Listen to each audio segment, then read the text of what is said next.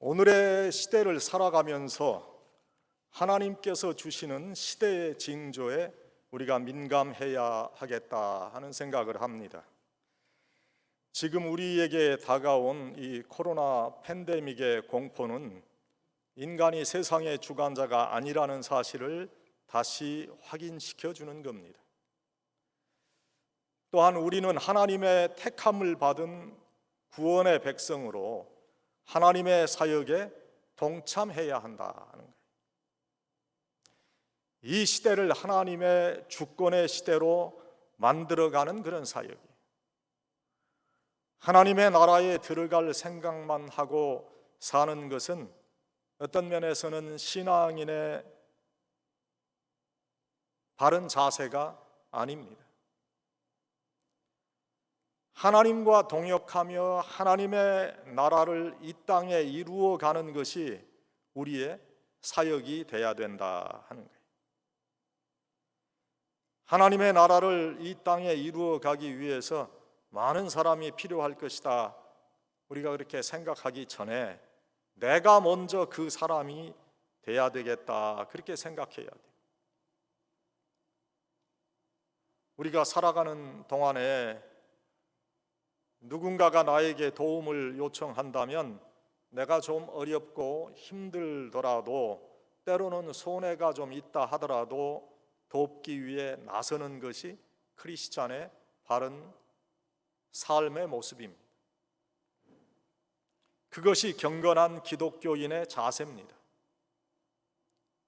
경건한 기독교인으로 쓰임받기 위해서 내 자신의 부족함을 잘 확인해 볼 수 있어야 됩니다. 또 열심도 우리가 가져야 됩니다. 우리 자신이 하나님의 거룩한 사역을 이루어가는 성결한 사람이 되기 위해서 회개해야 된다. 오늘 열심을 내라, 회개해라 하는 그런 말씀을 우리가 읽었어요.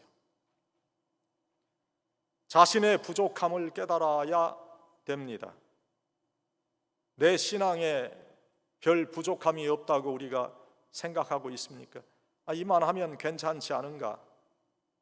그렇게 내 자신에 만족하고 있지는 않는가 하는 거지요. 이제는 영적으로 벌거숭이 같은 부끄러운 우리 신앙의 모습을 직시해야만 하는 그런 시간이. 그 다음에 열심을 내야 됩니다. 코로나 팬데믹의 공포가 만들어 놓은 상황에 주저앉아서는 안 됩니다. 현재의 상태에서 우리가 할 수 있는 모든 크리스찬의 일에 최선의 열심을 다해야 돼요. 성령 하나님께서 분명히 우리를 도와주실 거예요. 그리고 오늘 말씀과 같이 회개해야 돼요. 내게 회개의 심령을 이루어 달라고 성령 하나님께 구할 수 있어야 돼. 내가 하나님의 뜻대로 살지 못했습니다. 하나님의 뜻대로 행하지 못했습니다. 회개해야 돼. 내 자신의 상황만을 주장하고 욕심으로만 살아왔음을 회개해야 돼. 내가 하나님 기도하지를 못했습니다. 섬기지를 못했습니다. 나누지를 못했습니다. 그걸 회개해야 돼. 사도 바울은 우리에게 한 사람의 힘이 얼마나 큰가를 보여주고 있어요. 이 세상에 한 사람으로 말미암아 죄가 들어왔고 또 한 사람으로 말미암아 구원이 이루어졌다고 그가 우리에게 설명을 해주고 있습니다. 또 한 사람이 순종하지 아니함으로 많은 사람이 죄인 되었고 한 사람이 순종함으로 많은 사람이 의인이 되었다, 그렇게 말합니다. 중요한 것은 많은 사람이 아니에요. 하나님 앞에 의롭게 살아가기를 소망하는 단 한 사람이 세상을 바꿀 수 있는 거예요. 우리가 이 소망을 품지 않으면 이 땅에서 하나님의 나라를 이루어 갈 수 없습니다. 내가 기도함으로 하나님의 나라가 이루어짐을 믿고 기도할 수 있어요. 하나님의 나라에 들어갈 생각만 하는 것, 그 신앙인의 바른 자세가 아닙니다. 하나님의 나라를 이루어가는 것이 우리의 소망이 되어야 돼요. 많은 사람이 필요하다고 생각하기 전에 내가 먼저 그 사람이 되겠다고 생각해요.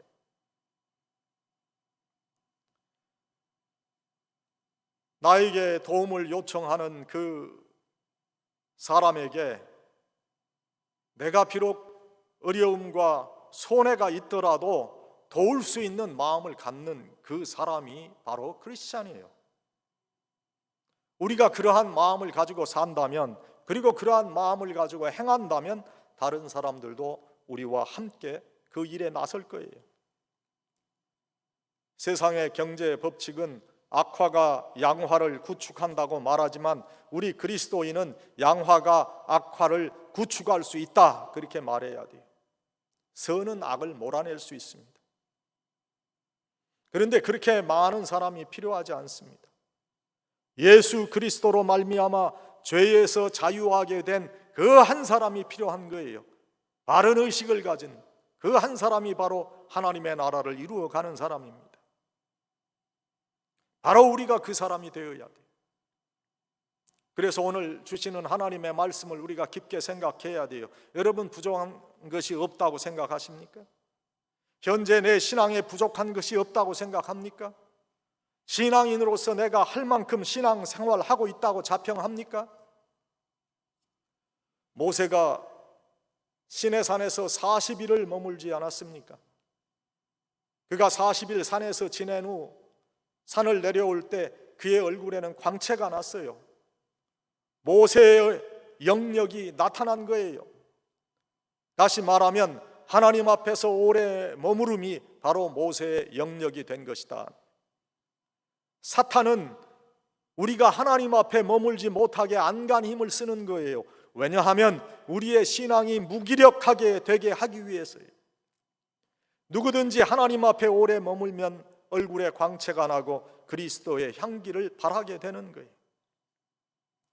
우리 현대인들은 평신도나 목회자나 남녀노소, 빈부, 귀천 할 것 없이 누구를 막론하고 분주하고 바빠요. 갈 곳이 많고 해야 할 일이 밀려 있습니다. 그래서 바쁨이 능력이고 한가함은 무능력을 나타내는 듯한 시대를 우리가 살고 있다. 이런 시대의 풍조 속에서 우리는 우리 자신도 모르게 하나님 앞에 머무르는 일에 어색하고 힘든 사람으로 변화되어 가고 있고 세상 일에 안주하고 분주한 것에 익숙하여 가고 있다. 하나님 앞에 머무는 것보다 더 중요한 일이 어디 있습니까? 문제는 하나님 앞에 머무르는 일에 실패하면 그것으로 끝나는 것이 아니라 우리는 세상 일에 안주하고 세상 일에 정신없이 바빠지게 되는 상태에 들어간다. 하나님 앞에 머물면서 우리의 심령에 채워야 할 영적인 것들로 채워야 하는데 그것을 세상의 관심사로 채우고 있다는 거예요. 그런데 여러분, 하늘의 것을 땅의 것으로 대체할 수가 없어요. 성령의 소망하심이 우리가 주의 전과 주의 일에 머무르게 하는 것이라면 사탄의 계획은 우리를 세상에 안주하게 하는 것이기 때문에 우리가 하나님 앞에 머무르지 못하면 세상 일에 안주하게 되어 있어요. 우리의 육신은 세상에 안주하는 일에 저항하거나 거부감을 갖지 않습니다. 육신의 소욕은 성령의 소욕과 거스리기 때문에 오히려 하나님 앞에 머무르려 하면 육신이 뒤틀리기까지 하는 사람들도 있어요. 사탄은 우리가 하나님 앞에 오래 머무르게 되면 어떤 놀라운 일들이 일어나는지를 잘 알고 있습니다. 그래서 우리가 하나님 앞에 머무르지 못하게 하기 위해서 세상에 분주하고 세상 일에 안주하는 일로 우리를 유혹하는 것이다 하는 거예요. 만일에 우리가 기도의 골방에 머무르는 일에 인색하고 또 드라마 앞에서는 한두 시간 거뜬히 머무르면서도 성경 앞에서는 10분도 못 머무른다면 이미 우리는 우리 자신도 모르는 사이에 영적으로 삼손과 같이 되어가고 있는지도 몰라요. 세상의 어떤 사람도 TV 앞에 머물다 광채가 빛난 사람은 없습니다. 우리가 섬기고 봉사하는 일로 오랜 시간을 가지게 되는 것, 그 쉽지 않은 일이죠. 더욱이 하나님 앞에 나와서 기도에 무릎을 꿇고 오랫동안 영적 시간을 가지기는 얼마나 어려운지 모릅니다. 하나님과의 깊은 영적 교제를 위해서 몇 시간을 하나님 앞에 머무는 것은 거의 불가능에 가깝다고 할 수 있잖아요. 그런데 우리는 친구들이나 직장 동료들을 만나서 교제하고 몇 시간이고 그곳에서 함께 안주할 수는 있는데, 교회에 나와서 단 10분을 머무는 것도 결코 쉽지 않은 우리의 삶이 되어버리고 말았다는 거예요. 우리가 현재 거두고 있는 여러 가지의 쓴 열매는 바로 주 앞에 머무름의 실패, 신앙의 조급함의 결과이다. 여러분, 세상의 일보다 중요한 것은 하나님 앞에 머무르는 훈련이에요. 응답보다도 중요한 것은 기다림의 훈련이에요. 신앙이란 한 걸음씩 나아가는 삶이에요. 그리고 자신을 돌아보는 삶이에요. 그리고 잘못된 부분을 고쳐가는 삶이에요. 머무름 없이 달리기만 하면 결국에는 브레이크 파열이 일어나게 되는 거예요. 여러분, 지금 우리에게 필요한 것은 세상의 형통이 아니에요. 바로 하나님의 자녀로서 내가 하나님의 놀라운 빛을 우리의 삶에서 회복하는 거예요. 그 빛은 세상의 분주함이나 안주함으로 얻을 수 있는 것이 아니라 하나님 앞에 머물므로 하늘에서 주어지는 은혜다. 누구나 잠깐 동안 머무를 수 있습니다. 그러나 오래 머무는 것은 영역을 가지지 아니하면 불가능한 거예요. 오래 하나님 앞에 머물러야 영역이 생기고, 영역이 있어야 오래 머무를 수 있어요. 신앙의 모습은 모방이 가능합니다. 그러나 영적 광채, 하나님의 빛을 바라는 것은 모방할 수 없습니다. 사탄은 세상에 바쁘고 현실에 안주하는 성도들을 두려워하지 않습니다. 그런데 사탄이 두려워하는 성도는 하나님께 나와서 하나님과 교제를 통해 광채나는 얼굴을 소유한 사람이에요. 우리가 바쁘다는 것, 분주하다는 것, 그것을 하나님 앞에 오래 머무를 수 없는 자신의 이유로 합리화시키면 안 됩니다. 진정한 주님의 일은 하나님 앞에 머무는 것으로부터 출발합니다. 이러면 안 되는데 그렇게 말하면서도 세상 일에 분주하고 세상에 안주함으로부터 하나님 앞에 머무는 삶으로 나오지 못한다면 예수 그리스도의 빛의 회복은 평생 불가능할지도 모릅니다. 아마 찡그린 얼굴로 하늘나라에 들어가게 될지도 모르는 일이. 우리가 하나님 앞에 머물지 않으므로 교회 부흥과 이 땅의 하나님 나라의 확장은 더디게 되고 말 것입니다. 우리는 사탄의 계략을 잘 알아야 돼. 지금 교회 성도들이 모이지 못하게 하는 거예요. 하나님 앞에 모이지 못하게 하는 거예요. 주의 성전에 모이지 못하게 하는 거예요. 인터넷으로 예배 참여하지 않았어. 구실을 대는 거예요. 너 잘못해서 코로나 바이러스에 감염되면 어떡하니? 두려움을 주고 공포를 조장하는. 그런데 여러분, 우리의 믿음이 과연 어디에 있습니까? 삶과 죽음을 주관하시는 그 하나님을 우리가 믿지 않아요. 내 삶을 하나님께 맡기는 사람들 아니에요.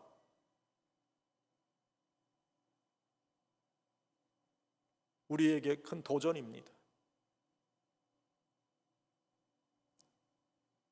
하나님께서 이 시대에 우리를 통해서 하나님의 역사를 이루기를 원하시고 있어요.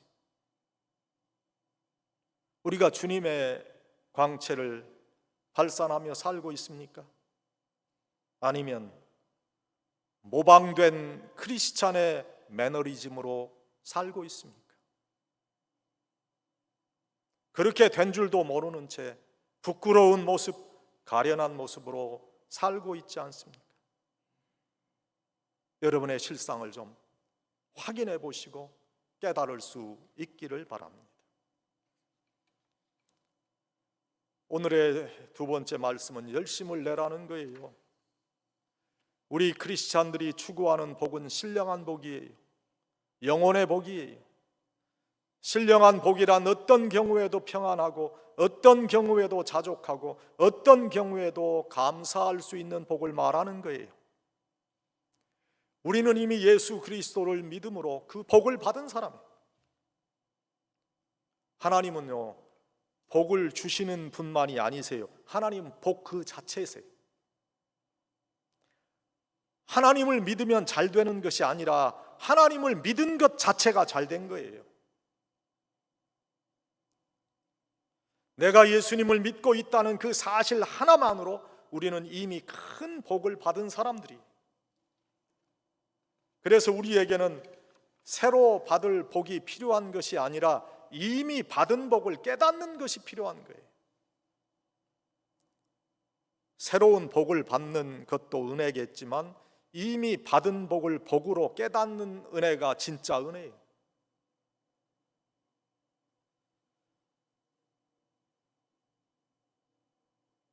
계산하는 그런 수학 문제라고 생각한다면 가장 풀기 어려운 계산 문제는 우리가 예수를 믿음으로 인해 받은 복을 세워보는 거예요. 답이 없어요. 셀 수가 없어요. 그런데 우리는 복 받고 살면서도 또 다른 복을 위해서 동분서주하고 살며 그 복이 손에 안 잡힐 때 낭망하고 불평한다. 원망합니다. 우리가 할 일은 이미 받은 복을 깨닫고 누리고 삶에 적용시키며 자랑하고 나누는 거예요. 시편 1편의 말씀은 복 있는 사람은 악인의 꾀를 좇지 아니하며 죄인의 길에 서지 아니하고 오만한 자의 자리에 앉지 아니하고 그렇게 말씀을 주고 있어요. 그리고 시편 150편 끝 구절은 할렐루야로 그렇게 맺습니다. 이 말씀은 복 있는 사람은 어떤 경우에도 할렐루야를 할 수 있는 사람이라는 뜻이죠. 그 복에 겨우 하루가 황홀한 삶이 바로 신앙생활이에요. 무엇을 얻고 복을 받아서 기쁘고 즐거운 것이 아니라 하나님이 좋고 주의 전에 거하는 것이 즐거워서 주 앞에 나오는 열정을 가져야 돼요.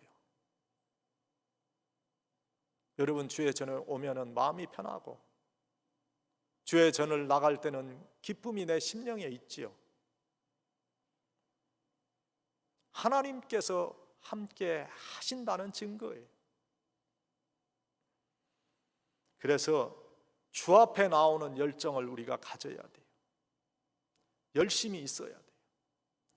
세상에서의 첫날보다 주의 전에 거하는 그 한 시간이 귀중하고 소중해야 돼요. 그런 신앙의 열망을 간직해야 돼요. 주의 전을 사모하는 열정이 나를 삼켰나이다 라는 고백을 우리도 할 수 있어야 돼요. 1 사무엘상 17장 1절에 보면 다윗이 그 시간에 그 열정을 가지고 있었어요. 1 사무엘상 17장 1절에 보면 다윗이 그 시간에 그 열정을 가지고 있었어요. 1 사무엘상 17장 1절에 보면 다윗이 그 시간에 그 열정을 가지고 있었어요.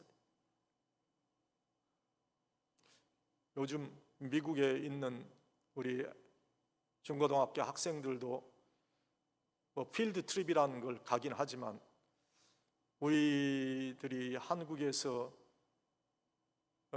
중고등학교 또는 초등학교 시절에 갔던 그런 소풍이라고 하는 의미하고 좀 같은지는 잘 모르겠어요. 자, 우리 그 어린 시절 학교에서 소풍 간다고 할 때 얼마나 좋은지, 그 전날에 내일 이제 소풍 가서 김밥 먹을 그 생각하고 얼마나 즐거워 들떠 밤을 지새웠습니까? 무슨 일이 있어도 소풍 가기 전날에는 기쁘지 않았어요? 우리가 예수 믿은 일이 그렇게 이유 없이 기쁘고 설레는 거예요. 왜냐하면 믿음은 관념이 아니기 때문이며 지식이 아니라 생명이기 때문에 그래요. 우리 주님은 생명의 떡을 주시는 분이시기보다는 그분 자신이 생명의 떡이시기 때문에 예수님을 믿는 크리스찬이라고 하면서 세상 복을 달라 하면 우물가에서 물을 달라 하는 사람과 같은 거예요. 여러분들은 복을 받은 사람입니까? 아직도 복을 달라고 조르는 사람입니까? 이 복을 깨달은 사람은 사망의 음침한 골짜기에 거한다 하더라도 부족함이 없다고 고백할 수 있게 되는 거예요. 왜냐하면 하나님께서 그 사람의 목자가 되어 주시기 때문에. 여러분, 우리는 더 편하게 살려고 예수 믿는 거 아닙니다. 더 평안하려고 예수를 믿는 거예요. 예수 믿는 자는 복이 있는 자예요. 이 복 있는 자로 든든히 세워지기 위해서 신앙의 열심을 가지시기를 바랍니다. 세 번째로 회개해야 돼요. 다윗은 한때 육체의 정욕에 눈멀어 우리아의 아내 밧세바를 빼앗고 충신 우리아를 최전선으로 내몰아 죽게 하는 그런 큰 실수를 범했습니다. 그러나 눈물의 참회를 통해서 사는 길을 선택할 수 있었기 때문에 그는 하나님께 은혜와 사랑을 힘입고 하나님께서 귀히 쓰는 인물이 됐습니다. 그는 가장 복된 생애를 살았습니다. 그 유명한 다윗의 시를 여러분 주의 깊게 한번 읽어보세요.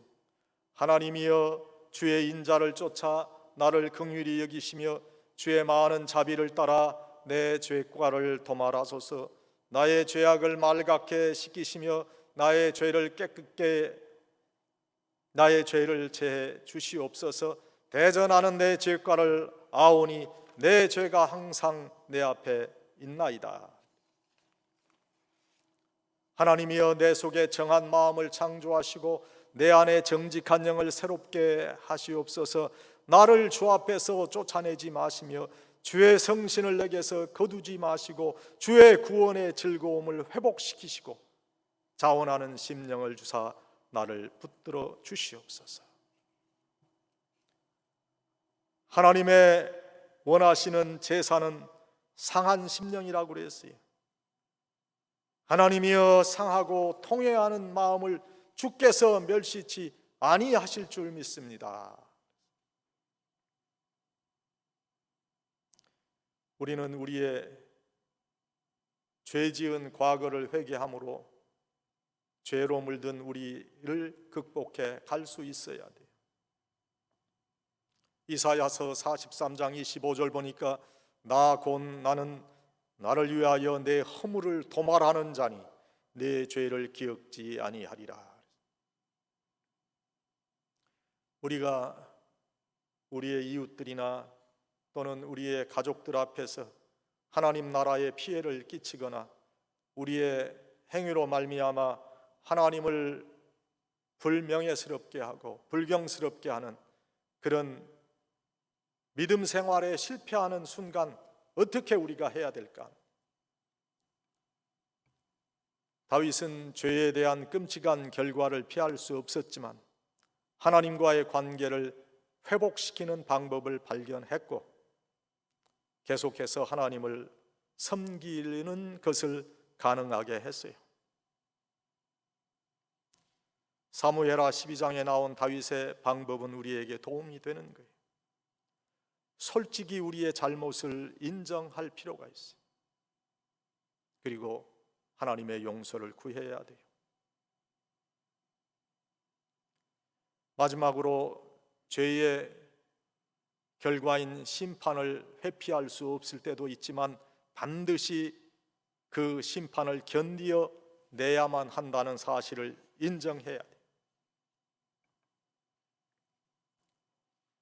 사탄은 우리가 회개에 실패하는 순간을 기뻐할 뿐만 아니라 때로는 우리가 죄책감이란 덫에 걸려서 영적으로 무력해지는 것을 노리는 거예요.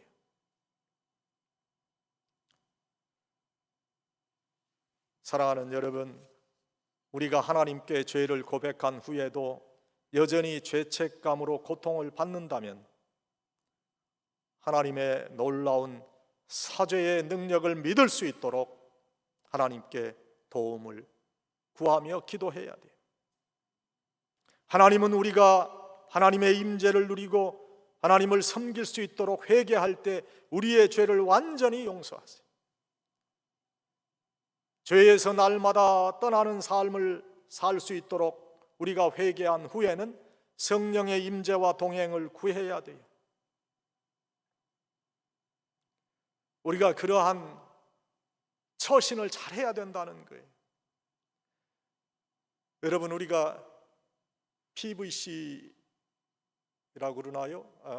그걸 가스를 무슨 가스라고 그러지? PVC 가스라고 그러나요? LPG 가스. 그거 여러분 우리가 통을 이렇게 갖고 때로는 바베큐 할 때 그거 쓰는데 그걸 잘 밸브를 닫고 열지 않으면 커다란 재해를 불러오게 되는 거예요. 그 밸브를 열고 닫는 것, 그건 사람의 선택이에요. 사탄이 우는 사자같이 달려들어도 우리로 강제로 죄를 선택하게는 못하는 거예요. 선택은 우리가 하는 거예요. 우리가 세상을 살 동안 자유의지로 죄를 만날 때마다 흔들리는 우리 자신을 우리가 바라다 봅니다. 그 순간만을 바라본다면 죄에 빠질 수밖에 없지만 영원한 천국을 바라보면 그 죄의 모습을 버릴 수 있는 용기를 가질 수 있어요. 그때마다 하나님의 은혜가 우리와 함께 할 겁니다. 죄에 빠져 회개하지 아니하면 습관적인 그런 죄를 짓는 사람이 되어 이제 회개조차 안 하게 되게 되는 거예요. 그러나 죄를 이기면 거룩하고 정결함으로 나아가는 새 힘을 하나님께서는 우리에게 부어주신다. 사랑하는 여러분, 오늘도 죄를 이기고 회개하며 승리하는 그리스도인들이 되기를 축원합니다. 너는 그들에게 말하라. 주 여호와의 말씀이니라. 나의 삶을 두고 맹세하노니 나는 악인이 죽는 것을 기뻐하지 아니하고 악인이 그의 길에서 돌이켜 떠나 사는 것을 기뻐하노라. 이스라엘 족속아 돌이키고 돌이키라. 너희 악한 길에서 떠나라. 어찌 죽고자 하느냐 하셨다 하라. 에스겔서 33장 11절. 사랑하는 여러분, 오늘 이 시대의 사탄의 역사, 시대의 징조를 분명히 깨달아야 됩니다. 그리고 열심을 내시고 회개할 것을 온전히 회개하며 하나님의 인도하심 속에 살아가는 복된 성도들이 되시기를 간절히 축원합니다.